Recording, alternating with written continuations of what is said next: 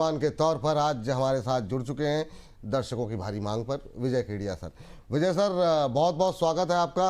और यहाँ पर अगर हमारे आसपास लोग होते तो तालियों के साथ ही स्वागत करते सर। वेलकम सर, बहुत बहुत धन्यवाद। बहुत दिन से लोगों का, दर्शकों का की रिक्वेस्ट आ रही थी सर को कब आएंगे दोबारा, तो थैंक यू हमारा ये निमंत्रण स्वीकार करने के लिए। सबसे पहली टिप्पणी सर आपसे जानना चाहेंगे बाजार को लेकर के कि अभी एक डर जो है वो ख़त्म सा हो रहा था।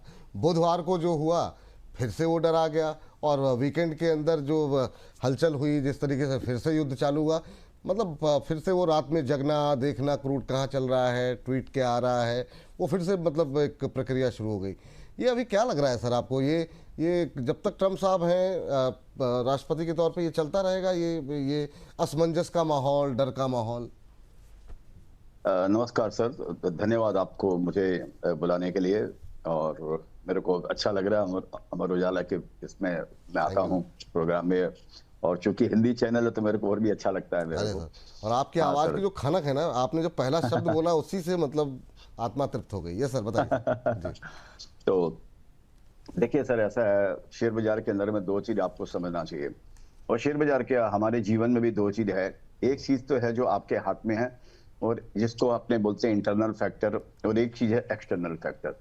इंटरनल फैक्टर जैसे समझिए आपके हाथ में है कि ठीक है, आप अपने हेल्थ का ध्यान रखें और अपने नियमों को पालन करें। गाड़ी चलाते समय कि आप ठीक है बाएं तरफ गाड़ी चलाते हैं, डबल क्रॉस नहीं करें और एक लिमिटेड गति में गाड़ी चलाएं। हर तरह से आप अपने तरह से संजो लेते, सीट बेल्ट बांधें आप, और सब तरह से समझ के फिर आप गाड़ी चलाते हैं। ये हो गया आपका इंटरनल फैक्टर। एक्सटर्नल फैक्टर ये है कि सर इसके बावजूद भी कोई दूसरी गाड़ी आकर आपकी गाड़ी को ठोक सकती है, ठीक है, आप उससे आहत हो सकते हैं। वो तो सर आपके हाथ में नहीं है। आपने सारे नियम पालन किए, लेकिन दूसरा गाड़ी कोई आ जाएगा, कोई साइकिल वाला, कोई स्कूटर वाला, कोई दूसरी गाड़ी आ जाएगा, कुछ भी आ जाएगा, तो ये तो आपके हाथ में नहीं। तो उसको तो फिर प्रकृति में छोड़ना पड़ता है, क्योंकि सारी चीज तो अपने हाथ में है नहीं। तो शायद शेयर बाजार में भी मैंने जो समझा है यहाँ पर मार्केट में यही है कि इंटरनल फैक्टर जो है, आप अपना देखिए कि मेरे को लॉन्ग टर्म इन्वेस्टमेंट करना है, अच्छी कंपनियों में जाना है जिसमें मैनिपुलेशन उसमें नहीं जाना है, जिसकी सेहत अच्छी है वैसी कंपनियों में जाना है, बैलेंस शीट अच्छी है, फ्यूचर के अंदर में ग्रोथ है, मैनेजमेंट ट्रस्टवर्दी है, पहले कोई रिकॉर्ड बना चुका है, या उसके प्रोडक्ट में दम है। ये सारी चीजें इंटरनल सर, ये हमारे हाथ में है, ये हम इसको कर सकते हैं और ये हर समय करते रहना पड़ेगा। नए इन्वेस्टर के लिए इजी नहीं है, उनको ये सीखना पड़ेगा सर। अब उसके बाद में कभी बारिश आ जाएगी, या कभी सूखा पड़ जाएगा, कभी इन्फ्लेशन आ जाएगा, कभी रुपी ये डिप्रिशिएट हो जाएगा, और ट्रम्प क्या कर लेंगे, और फिर वो हॉर्मुज में क्या होएगा, ये सर तो ये तो शायद भगवान को ही पता होगा, ये मालूम नहीं, ट्रम्प को भी नहीं पता एक्चुअली। सच बात तो ये है। तो क्योंकि वो भी कोई ना कोई एक्शन से उनका रिएक्शन आता होगा ना। जैसे कल वो ईरान ने बोल दिया कि नहीं हम तो छोड़ेंगे नहीं, अचानक बैठे बैठे, ठीक है, तो ये अपने हाथ में है नहीं। तो इसके लिए रात को जगना जरूरी नहीं है सर। इसके लिए सब इतना ज्यादा चिंता करके आप क्या करेंगे सर जिंदगी के अंदर में? इतनी सारी चिंताएं सब आप ही करेंगे तो हमारे पॉलिटिशियन क्या करेंगे, और फिर भगवान क्या करेगा? मैं हमेशा मजाक में पूछता हूँ, सारी चिंता तू ही करेगा तो भगवान क्या करेगा भाई? तो मेरी सलाह ये है कि इतना ज्यादा परेशान ना हो। आप इतना ज्यादा परेशान इसके लिए होते हैं कि अगर आप ट्रेडिंग में लगे हुए हैं, फ्यूचर में ऑप्शन में लगे हुए हैं, आज लिया कल बेचना, कल लिया परसों बेचना, रात को बेचना सुबह बेच देना, तब ये सब चिंताएं आती है। इन चिंताओं को दूर करने का कारण ये है, लॉन्ग टर्म का खाली निवेश करे सर, अच्छी कंपनियों में निवेश करे, तो बाकी सब भगवान पर छोड़ दें। नहीं, जैसे हालात रख रहे हैं सर ना अभी, तो मतलब भगवान भरोसे ही है सब कुछ।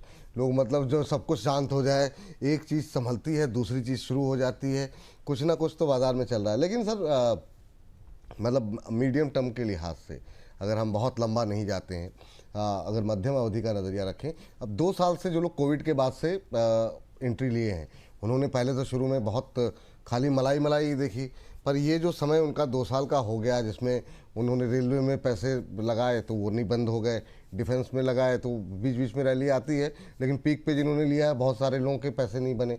उनके लिए ये थोड़ा सा वक्त जो है पावर ठंडा पड़ गया, तो उनके लिए बहुत सारे सेक्टर्स में मौके काफ़ी हल्के हो गए। उनके लिए कितना अभी धैर्य उनको देना चाहिए और कितने समय तक अभी इंतजार करें? क्योंकि लग रहा था ये साल अच्छा जाएगा बीते साल से, लेकिन 6 महीने गुजर गए, हमने एक हाई ज़रूर बनाया लेकिन हम उस पर टिक नहीं पाए। तो अभी क्या नज़रिया क्या रखें बाजार को लेकर के? देखिए सर, ये थोड़ा सा बोलना मुश्किल है, क्योंकि क्या होता है ना कि ये हमेशा ऐसा ही कहता हूँ कि जो निवेश भी जो है ये भी प्रकृति से आच्छादित है, समझिए धूप छांव जैसे आता है, सुख दुख जीवन में आते हैं, सर्दी गर्म आती है, उसी तरीके से मार्केट भी है, तेज होना, ठंडा होना, मलाई होना, खुरचन होना या दूध का फट जाना, ये बड़ा कॉमन चीज है सर। यहाँ पे ये इतिहास हमको यही बताता है। और ये आज की चीज, ये कोई नया नहीं हो रहा सर, ये जो हो रहा है जब से बिल्कुल शेयर बिल्कुल। बाजार है तब से होते आ रहा है। तो इसके लिए तो आपको पेशेंस ही रखना पड़ेगा, और इसके लिए एक ही उपाय है सर। आप अगर खाली एक ही उपाय है, दूसरा कोई उपाय नहीं है, वो है लंबी अवधि का निवेश। 4-5 साल का नजरिया रखिए। और एक बात और समझिए सर, 2020, 21, 20 के बाद समझिए 21, 22, 23, 24 लोगों ने अच्छे पैसे कमाए, शेयर 5 गुना, 10 गुना, 20 गुना हुए। सबके नहीं हुए होंगे, जो पहले से लगे हुए थे उनके हुए। और जो बाद में आए, जो 24 में ये टेम्पटेशन के बाद में जो 24 और 25 में जो आ गए सर, उनको नुकसान हो गया उनको। तो ये मार्केट साइकिल में चलता है, जैसे प्रकृति साइकिल में चलती है सर, ऐसे ये भी साइकिल के अंदर में चलता है ये मार्केट। तो ये समझना पड़ेगा, अभी जो इजी मनी जो मार्केट में बना था 21, 22, 23, 24 में, वो अभी बंद हो गया है। अब इजी बनना इस मार्केट के अंदर में मुश्किल है। वो कभी कभी वो बड़ी, जब ये प्रकृति का सिद्धांत है सर, जो जो कंट्री के अंदर में जब जब तहस नहस हुई है, वो कंपनियां उस समय उसके बाद में राइज की है। ठीक है, ये ऐसा ही होता है मार्केट का भी। जैसे जापान को ले लीजिए, कोई भी कंट्री को आप लीजिए, मार्केट का भी ऐसा सिद्धांत है। जब मार्केट बहुत बुरी तरह क्राइसिस हो जाता है, सब डूब जाता है, ऐसे लगता है दुनिया खत्म हो गई, जैसे क्राइसिस में हुआ, उसके बाद में मार्केट में बड़ी तेजी आती है। और जब मार्केट में बड़ी तेजी आती है, मार्केट यूफोरिक हो जाता है, पागलपन होता है, उसके बाद में मार्केट क्रैश हो जाता है। फिर उसको संभलने में फिर मार्केट साइडवेज चलता है। तो अभी जो ढंग है मार्केट का, मेरे को ऐसे लगता है इंडेक्स वाइज अगर आप बात करें तो ये साइडवेज मार्केट है। ये शायद और कुछ ऐसे ही चलेगा, नया हाई शायद नहीं दिखाएगा, मैं ऐसा सोचता हूं। और चूंकि लेकिन मेरा इंडेक्स में इन्वेस्टमेंट भी नहीं है, मैं तो मिड कैप स्मॉल कैप में इन्वेस्ट करता हूं। मेरे को वहां पर बड़ी अपॉर्चुनिटी लगती है। मेरे को लगता है उनके अंदर में ऐसे ऐसे शेयर्स आपको अभी भी मिलेंगे, चाहे इंडेक्स बढ़े या नहीं बढ़े, कम बढ़े ज्यादा बढ़े, लेकिन ये कुछ शेयर्स आपको ऐसे होंगे जो आपको मल्टीपल रिटर्न अगले 2-3 साल 4 साल में दे सकते हैं। तो उसके लिए मार्केट में टिके रहना और मार्केट को पढ़ते रहना, कंपनियों की छानबीन करते रहना, ये ज्यादा जरूरी है। ये नए इन्वेस्टर के लिए जरूरी नहीं है, उनके लिए आसान नहीं है। इतना आसान होता तो सर सभी देखिए यहाँ पर पैसे वाले बन जाते हैं यहाँ पर। तो उसके लिए कि आप म्यूचुअल फंड में इन्वेस्ट कीजिए और सीखिए, उसके बाद में काम कीजिए। हाँ, ये बात आपने सही कही। बहुत सारे बाजार भले ही नहीं चला, बहुत सारे शेयरों में बहुत सारे पैसे बनते हुए दिखाई दिए। बीते 2-3 अभी कल परसों ही एक दर्शक आए थे, 220 या 240 में उन्होंने BSC लेकर के रखा हुआ था, अभी 3 साल पहले की उन्होंने ख़रीदा था। तो वहाँ पे भी आप देखिए कैपिटल मार्केट से जुड़े बहुत सारे शेयरों ने काफ़ी अच्छा प्रदर्शन किया। अभी ये क्यूपिड जैसी स्टोरीज भी आ जाती हैं, हालांकि वो वैल्यूएशन काफ़ी महंगी हो जाती है, वो समझ में नहीं आता कि कहाँ महंगा है, क्योंकि वो चलता जा रहा है और लगातार चल रहा है। तो ये थोड़ा सा एक समझना मुश्किल है। सर, अगर कोई शेयर को आइडेंटिफाई करना हो, आपका प्रोसेस क्या होता है? हालांकि आम आदमी उस तरह कर तो नहीं पाएगा, लेकिन फिर भी मतलब कैसे पता लगेगा कि ये इस कंपनी या इस सेक्टर में पोटेंशियल दिखाई दे रहा है? ऐसा है सर, अगर मैं कर सकता हूं तो कोई भी कर सकता है। इस बात में कोई, मैं नम्रता के साथ में नहीं बोल रहा हूं, लेकिन उसके लिए अनुभव की जरूरत है। आप मेरे को बोलेंगे, मैं जैसे मैंने बोला मैं कर सकता हूं, कोई भी कर सकता है, इसका मतलब ये नहीं कि 6 महीने में कर सकता है। 2, 3, 4, 5 साल लगेगा सर। मैंने जब शुरुआत की तो कोई डेटा ही नहीं मिलता था, अभी तो सारे डेटा फ्रीली अवेलेबल है। तो डिपेंड करता है, लेकिन आप उन डेटा का क्या देखते हैं, उसको डेटा में क्या खोजते हैं, तो ये है सर। तो मेरे को ऐसे लगता है कि सर ये इतना डिफिकल्ट नहीं है और इतना आसान भी नहीं है, ये भी समझ के चलिएगा। इसके लिए आपको जुटना पड़ेगा, तन मन धन से, तीनों से इसमें आहुति देनी पड़ेगी सर। टाइम देना पड़ेगा बाजार को समझने के लिए, कंपनियों को समझने के लिए। और मैं जो फॉर्मूला निकालता हूं, मेरा फॉर्मूला बड़ा सिंपल है सर। मैं खाली कंपनियों के अंदर में ग्रोथ देखता हूं। मैं किसी भी कंपनी को पास्ट परफॉर्मेंस पे मैं नहीं खरीदता हूं। पास्ट परफॉर्मेंस, जैसे मैं कई जगह एग्जांपल देता हूं कि समझो सर, मैं आज ब्लड टेस्ट कराने के लिए जाता हूं। आज सुबह 10 बजे मैंने ब्लड टेस्ट दिया कि हाँ भाई मेरे पूरी बॉडी का पूरा विश्लेषण करो, बताओ मेरे क्या पैरामीटर्स है, जो भी है। और वो सर क्या होता है कि उसके बाद में रिपोर्ट मेरी समझिए कल आएगी, लेकिन कल तो जो आज 10 बजे मेरी रिपोर्ट आई वो तो पास्ट टेंस है ना सर। वो तो मेरे इतने दिनों का जो खाया पिया सूंघा और जो किया है वो उन चीजों का परिणाम है ना सर। ये 24 घंटे के बीच में अगर मैंने कुछ उल्टा सीधा कुछ कर लिया होगा तो मेरी रिपोर्ट बिगड़ सकती है ना। तो मैं, लेकिन ये एक आधार है, ये पास्ट रिपोर्ट एक आधार है कि हाँ मेरा हेल्थ ऐसा नहीं है, बिना कोई बाहरी कोई तत्व के कि हाँ भाई जैसे मैंने बोला कोई एक्सीडेंट हो जाए, उसके अलावा मैं शायद ठीक हूँ, स्वस्थ हूँ, तो ये मेरा चलेगा, एक हमको आइडिया मिलती है। इसी तरह मार्केट में भी है सर, जो पास्ट परफॉर्मेंस है ना सर, जो पास्ट बैलेंस शीट है, वो आपको ये बताती है कि ये व्यक्ति का जो स्वास्थ्य है वो बहुत उत्तम है या यहाँ है प्रॉब्लम। अब लेकिन आपको ये देखने का है उत्तम स्वास्थ्य के साथ साथ अब आप क्या चौके छक्के मारते हो, आप अपने अच्छे स्वास्थ्य का क्या उपयोग करते हो और किस तरह ग्रो करते हो। तो मेरा सारा आधार जो रहता है वो हर कंपनी में एक ही रहता है, ग्रोथ। ये आगे ग्रो कैसे करेगी, कितनी तेजी से ग्रो करेगी। जब मेरे को ये लगता है कि हाँ ये कंपनी अपने कॉम्पिटिटर से या दूसरे सेक्टर से ये ज्यादा ग्रो कर सकती है, तो मैं उसके अंदर में पैसे लगाता हूँ।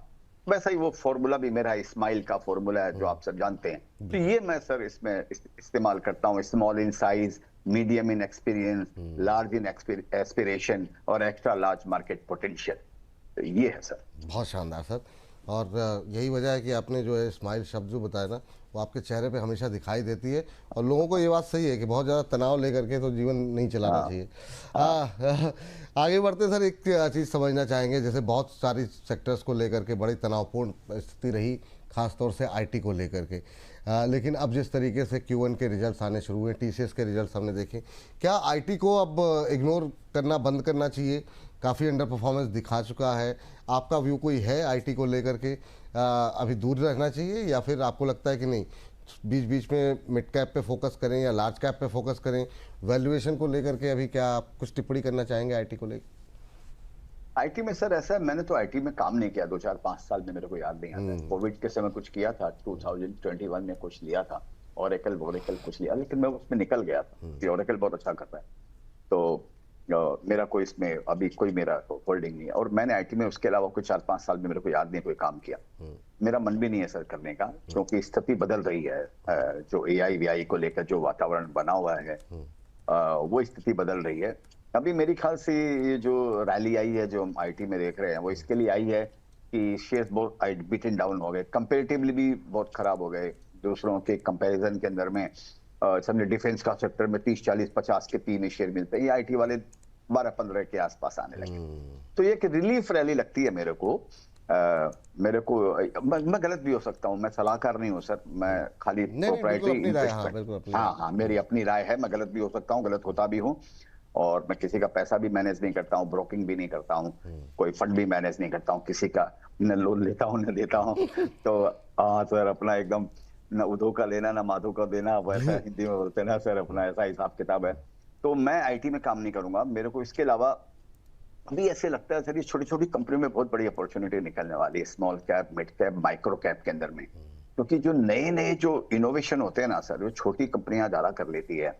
एक एग्जांपल देता हूं आपके दर्शकों के लिए, जैसे अभी सब जगह एआई की बातें चल रही है, लेकिन हमारे किसी भी कंपनी में आज तक इंडिया के अंदर में एक भी प्रोडक्ट पैदा नहीं किया। आप सोचिए, हमारा 30 40 साल का आईटी का इतिहास हो गया, हम खाली सर्विस ही करते रहे, माने हम लेबर जॉब ही करते रहे, आज तक हमने प्रोडक्ट डेवलप नहीं किया।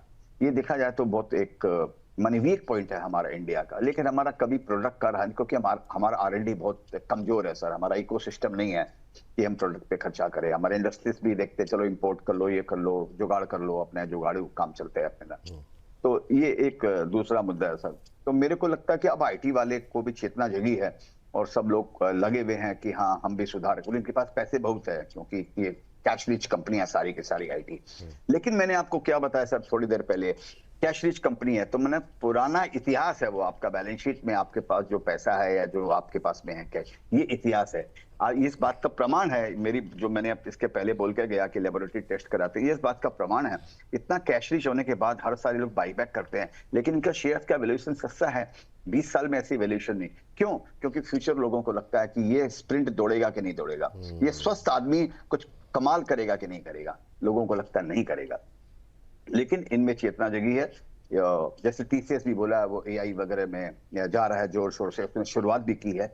लेकिन आज का पूरा टोटल टर्नओवर उसका रेशियो जो एआई वाला है वो खाली 8% है सर, 8% खाली।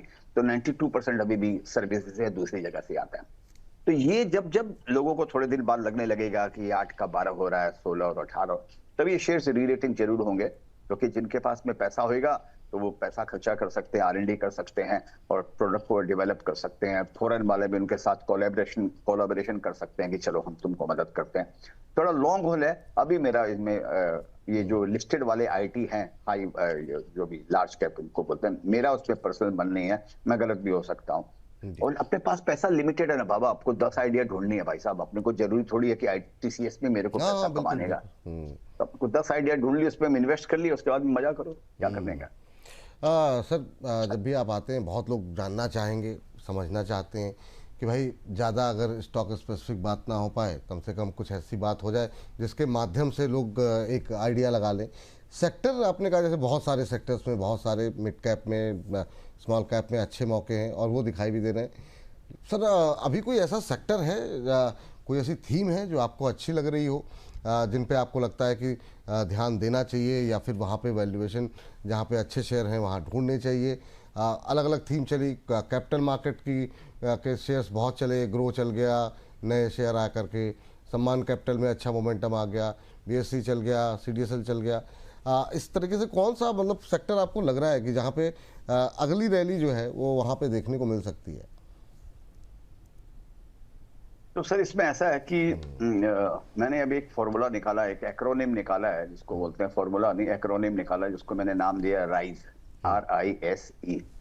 तो मेरे को ये शेयर्स अच्छे लगते हैं। एक तो R stands for renewable energy, तो मेरा उनमें इन्वेस्टमेंट भी है रिन्यूएबल एनर्जी के अंदर में। एक अनलिस्टेड कंपनी भी है और दो तीन लिस्टेड कंपनियों में। तो मेरे को रिन्यूएबल एनर्जी के शेयर्स मेरे को बहुत अच्छा लगता है। मेरे को लगता है इनका फ्यूचर ब्राइट है, लेकिन इनमें ध्यान रखना चाहिए इनके अंदर में कि इनके अंदर में कंपटीशन आ सकता है, क्योंकि बहुत तेजी से बहुत लोग अपनी कैपेसिटी को बढ़ा रहे हैं। तो हर समय मार्केट कभी भी 100% निश्चितता की स्थिति में नहीं रहता है। अनिश्चितता हमेशा मार्केट में रहती है, ये इन्वेस्टर को समझना चाहिए। इसीलिए मैं बोलता हूं, अगर आप खुद नहीं गाड़ी चला सकते तो ड्राइवर रख ले। इसका मतलब म्यूचुअल फंड में इन्वेस्ट करें और ये सब लोगों की बातों में ना जाए, उसमें कुछ नहीं बनता है, कम पैसा बनता है, परसेंटेज वाइज नहीं बनता है, ये सब बकवास की बातों में ना जाए। अगर आपको गाड़ी चलानी नहीं आती है और आपको गाड़ी चलानी ही है तो सर आपको ड्राइवर रखना ही पड़ेगा। चाहे ड्राइवर भी आपका एक्सीडेंट कर सकता है, लेकिन आप तो बुरा एक्सीडेंट कर दोगे कि आपको चलानी नहीं आती है। वो कम से कम कुछ सेफ, कम ग्रेविटी वाला एक्सीडेंट करेगा, ये जरूर समझ के चले। तो और दूसरा, आपके पास कोई रास्ता नहीं है। तो rise stands for renewable energy, और आई जो है वो सर इंफ्रास्ट्रक्चर का है कि किसी भी कंट्री का विकास बिना इंफ्रास्ट्रक्चर के नहीं हो सकता है। हम इंफ्रास्ट्रक्चर में भी बहुत पीछे हैं। एक इंफ्रास्ट्रक्चर की बहुत बड़ी तेजी आई थी 2003 से लेकर 2008 तक, और इंफ्रास्ट्रक्चर के शेयर 20, 30, 50, 100 गुना हुए थे सर। उसके बाद में वो साइकिल खराब हो गया और कंपनियां बहुत सारी, कंपटीशन भी खूब आ गया, छोटी छोटी कंपनियां भी बहुत आ गई। अब सब मिटा गई हैं, सब खत्म हो गई है, बंद हो गई है, डिफॉल्ट हो गई है, कुछ बची है। सब एनसीएलटी में 70-80% कंपनियां छोटी वाली एनसीएलटी में चली गई थी। अभी सब उससे निकल कर आई है, 10-15 कंपनियां बची है इंडिया के अंदर में। मेरे को लगता है कि उनका भविष्य अच्छा है। अभी वो अच्छे वैल्यूएशन पे काम कर रहे हैं, कंपटीशन भी कम है, काम करने वाले भी कम है। तो एक उनमें ऐसी कंपनी ढूंढनी चाहिए। इंफ्रास्ट्रक्चर में सब तरह की कंपनी आती है सर, जो डैम बनाती है, ब्रिजेस बनाती है, समझिए इस तरह की। एक वो मेरे को अच्छा लगता है RI, और S stands for security sir. उसके अंदर में डिफेंस के शेयर्स भी अच्छे आ जाते हैं, और उसके अंदर में वो तो फिजिकल सिक्योरिटी हो गई। एक होता है डिजिटल सिक्योरिटी, जैसे साइबर सिक्योरिटी की कंपनियां, मेरे को वो भी अच्छी लगती है सर। लेकिन वो सस्ती नहीं है, तो वेट करना पड़ेगा, या आपको समझ के लेना पड़ेगा कि शायद ये महंगा ही रहेगा तो मैं महंगा खरीदूंगा। वो आपको अपने मन से समझौता करना पड़ेगा। और लास्ट का जो ई है, वो उसका मतलब इमर्जिंग थीम होता है सर। उसके अंदर में समझिए वो डेटा सेंटर वाले आ जाते हैं, केबल वेबल वाले आते हैं, पावर वाले आ जाते हैं। और इन पावर एक्चुअली इंफ्रास्ट्रक्चर में आता है, जो मैं इंफ्रास्ट्रक्चर बोला उसमें पावर भी आता है सर। जी। और हाँ, तो और आर के अंदर में रिन्यूएबल मैंने लिखा, सोलर और हाइड्रोजन, और समझिए जो विंड होगा वो आर में आ गया, इंफ्रा में भी पावर भी आ गया। पावर की बहुत बड़ी डिमांड निकलने वाली है, पावर की शॉर्टेज होने वाली है, तो वो भी इंफ्रा में आ गया, जो पावर प्लांट बनाते हैं, करते हैं, जो मेंटेन करते हैं। तो लास्ट का ई जो मैंने बताया इमर्जिंग थिंग, वो डेटा सेंटर है, AI है। लेकिन इसके अंदर में अभी कोई बहुत कंपनियां अभी लिस्टेड नहीं है, तो मैंने है भी तो बहुत एक्सपेंसिव। इनको ध्यान में रखना चाहिए इन सेक्टर पे।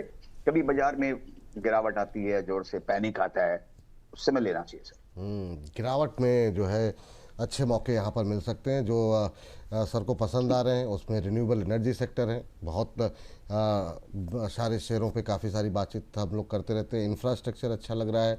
इसके अलावा सिक्योरिटी में डिफेंस स्टॉक्स अच्छे लग रहे हैं, गिरावट में खरीदने की सलाह है। साइबर सिक्योरिटी से जुड़ी कंपनियाँ अच्छी हैं लेकिन महंगी हैं, थोड़ा कम हो जाएं उसके बाद जो है आप मौके देख सकते हैं।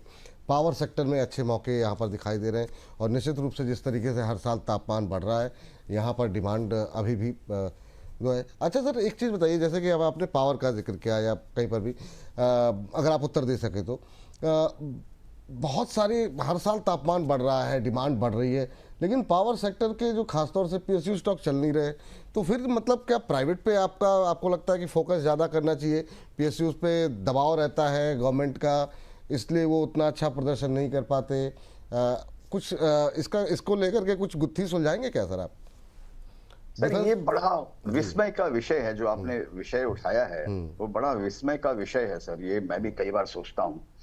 एक जैसे शेयर्स के नाम लेता हूँ आपको, मेरा उसमें इन्वेस्टमेंट नहीं है, ये मैं पहले बता देता हूँ। जैसे एनटीपीसी है जी सर, ऐसी कंपनी इंडिया में बन नहीं सकती। आप वही चलती नहीं सर शेयर जी, चलती नहीं बल्कि गिरी हुई है ऊपर से 30-40% गिरा हुआ। अभी 220-25 का भाव अभी था थोड़े दिन पहले, अभी तो शायद कुछ या 200 या 325, मेरे को याद नहीं आता है। वो 20-30% तो अभी गिर गया। बिल्कुल ऐसी कंपनी बन नहीं सकती है सर। और मेरा रिकमेंडेशन नहीं है, मेरे को लिया हुआ भी नहीं है, बता रहा हूँ, लेकिन मेरे रडार पे है। पावर ग्रिड कॉर्पोरेशन है सर, ऐसी नहीं सकती है। ग्रिड की शॉर्टेज होने वाली है, बोलते जितने जिस हिसाब से सोलर प्लांट आ रहे हैं, दूसरे प्लांट आएंगे, वो बिजली तो एक्चुअली ग्रिड में डालेंगे। और ये हर साल 25-26 करोड़ का ये कंपनी एक्सपेंशन करती है, लेकिन समहाउ लोगों का इन पर फेथ नहीं है सर। क्योंकि गवर्नमेंट का जो माने ऐसा है ना, जहाँ गवर्नमेंट वाली कंपनियां हम सभी जानते हैं, वहां पर बड़ा ब्यूरोक्रेसी चलती है सर। गवर्नमेंट की कंपनियों में डिसीजन लिए नहीं जाते हैं।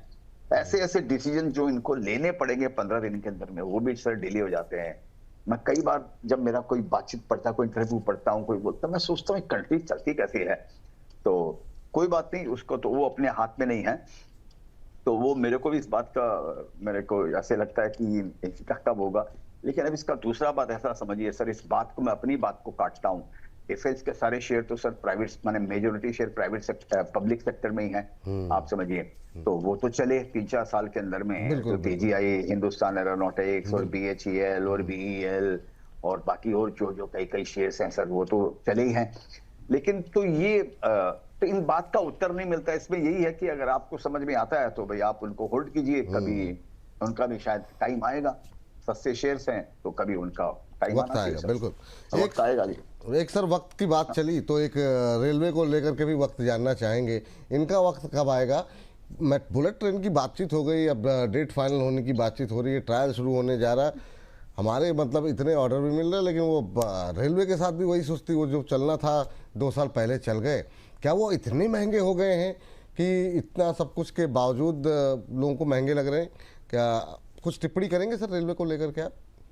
मैं उन पे ज्यादा फोकस नहीं करता हूँ। मेरा कोई रेलवे का शेयर्स मेरा लिया हुआ भी नहीं है मेरा, लेकिन उसमें भी फॉर्मूला वही लगता है। लेकिन जहाँ बुलेट ट्रेन का जहां तक सवाल है ना सर, बुलेट ट्रेन क्या वो जापान जैपनीज लोग बना रहे हैं वहां पे सर। तो उनका जो काम होता है वो टाइम बाउंड होता है उनका। उनको 31 अगस्त 2027 फॉर एग्जांपल ये पूरा करना है, तो पूरा करेंगे वो लोग, नहीं तो लोग आएंगे नहीं आपके कंट्री में।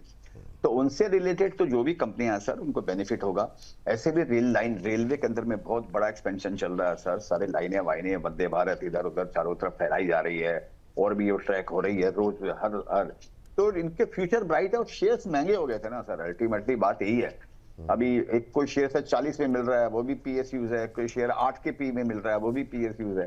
तो अभी तो लेकिन मेरे को लगता है इनका फ्यूचर ब्राइट है सर, इनका ऐसे लगता है मेरे को। ये भी इंफ्रास्ट्रक्चर से रिलेटेड हो गया सर, ये रेलवे वगैरह भी जो आ गए, एयरपोर्ट आ गए, सारे इंफ्रास्ट्रक्चर के अंदर में आते हैं।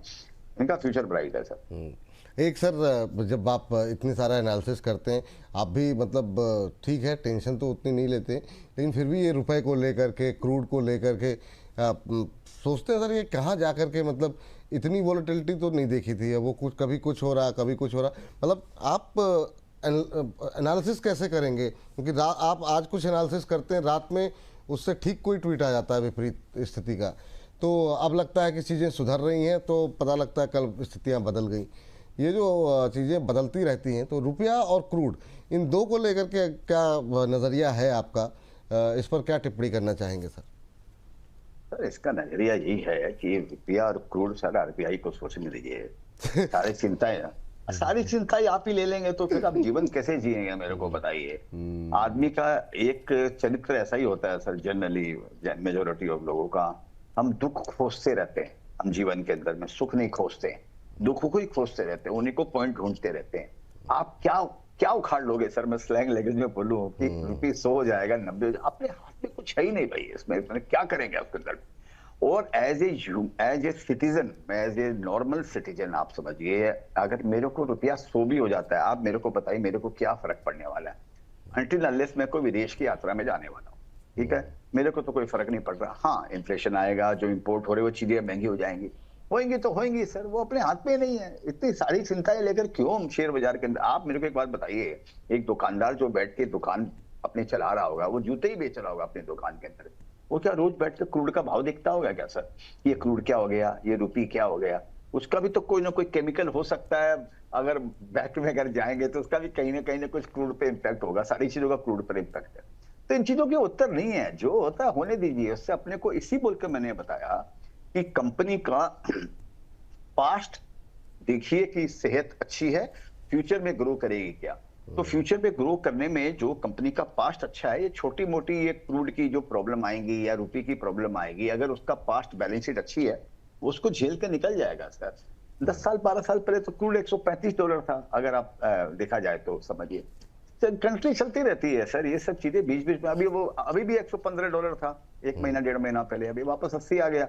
और ये चलेगा, पूरी दुनिया सट्टे में लगी है सर, आप ये समझ लीजिए। पूरी दुनिया सट्टे में लगी है, कभी एल्यूमिनियम में सट्टा चल रहा है, कभी जिंक में, कभी इसमें, कभी उसमें कॉपर में, तो कभी रुपी में, और कभी क्रूड के। सोने चांदी में भी बहुत सट्टा चला सर। सोने चांदी में सोचिए 3-3 गुना साल सोना चांदी हो गए, 3 गुना 5 गुना भाई। सोलर में लग रही है, सोलर में 20 साल से लग रही है भाई, आज नया नहीं लगना चालू हुआ, आज नैरेटिव बेच रहे हो। तो जब नैरेटिव आने लग जाता ना सर, समझना चाहिए कि इसका बट्टादार होने वाला है एक बार इसका। इनका लॉन्ग टर्म फ्यूचर अच्छा है। बिल्कुल। हाँ, आपने एक बात अभी कही ना कि सब सट्टा कर रहे हैं सर, आपने मतलब शायद हमारे यहाँ बातचीत में या कहीं आपने बातचीत में इस बात का जिक्र किया था कि आपने भी सट्टे में बड़ा नुकसान किया। तो और आपने भी पहले जब करियर आपका शुरू हुआ तो कुछ एक सट्टे लगाए थे, तो उससे क्या कुछ सीखा आपने? वो जब अब चूँकि मुझे बताया गया कि आपके जाने का भी वक्त हो रहा, तो कुछ सीख अपना अनुभव थोड़ा शेयर करते हुए जाएं सर। जो लोग अभी भी ट्रेडिंग करते हैं, या कुछ लोगों के बहुत अच्छे एक्सपीरियंस रहे होंगे, कुछ लोगों के खराब, आपका जो खराब एक्सपीरियंस रहा उससे क्या सीखा आपने? नहीं, मैं अभी जितनी भी बातें कर रहा हूँ, जो भी मैं आपको जो भी समझिए नए इन्वेस्टर्स को, स्मॉल इन्वेस्टर को, जो भी आपको सीख बोलिए या एक फ्रेंडली एडवाइस बोलिए, जो भी बोले, वो भुक्तभोगी जिसको बोलते हैं हिंदी के अंदर में, वो भुक्तभोगी आपके सामने ये बातें कर रहा है। ये सारी बातें मैंने कहीं देखी नहीं है, ये बस सारी बातें मैंने महसूस की है। तो और कुछ एक सट्टा नहीं किया, पूरा 10 साल मैंने मेरे जीवन का सट्टे के अंदर में लगाया, और 10 साल बाद भी 10,000 रुपया नहीं बचा मेरे पास में। तब मेरे को जाकर ही रियलाइज हुआ कि मेरी पूरी जिंदगी में क्या होता है ना सर, आपका कंपटीशन, हम बोलते हैं ना कि आपका कंपटीशन दूसरे से नहीं है, तीसरे से नहीं है, खुद अपने आप से है। मैं एक बात और बोलना चाहता हूँ सर, आपका कंपटीशन अपने आप के माने आपके ज्ञान से नहीं है, आपकी एज से भी है, आपकी उम्र से भी है। आपका कंपटीशन जो आपको आज करना है, वो 20 साल में उसकी स्थिति बदल जाएगी। मेरा मतलब है बोलने का ये। तो क्या होता है, 10 साल करने के बाद जब मेरे को ये रियलाइज हुआ, 10,000 रुपया भी नहीं बचा पाया मैं, तो आया और गया, आया गया, रोज आया राम गया राम, यही चल रहा है। तो मतलब मैं कौन से धंधे में लगाऊं भाई, मेरे तो उम्र गुजर जाएगी ऐसे करते करते। तो इसका आप ग्रेविटी आप समझ लिए कि 10 साल में 10,000 रुपया नहीं बचा। तब मैंने फिर उसको अपने जीवन को थोड़ा अपनी समीक्षा की कि क्या किया मैंने, क्या नहीं किया, और ये रियलाइज किया कि शायद मेरे को इन्वेस्टमेंट करना चाहिए। तो क्या ना सर, लोग ठोकर खाकर ही सीखते हैं, ऐसे कोई नहीं सीखता जिंदगी के अंदर में, और अच्छी बात ही है। तो मैंने ठोकरें इतनी खाई, तो उससे थोड़ा ज्ञान हुआ कि हाँ भाई अपने को इन्वेस्टमेंट करने का। इन्वेस्टमेंट उल्टा सीधा हुआ तो ये समझ में आया, नहीं इन्वेस्टमेंट तो करना है, लेकिन लॉन्ग टर्म इन्वेस्टमेंट करना है। फिर लॉन्ग टर्म इन्वेस्टमेंट करने में तो ये भी समझ में आ गया कि नहीं भी, जो इतिहास वाली जो कंपनी है, जो बहुत बड़ी है, वो कल बीमार पड़ सकती है, कुछ अचानक कुछ चेंज हो जाएगा, कल क्रूड में प्रॉब्लम आ जाएगी, रुपये में प्रॉब्लम आएगी, उसका 80% समझिए इंपोर्ट हो रहा है, उस कंपनी का प्रॉब्लम आ जाएगी।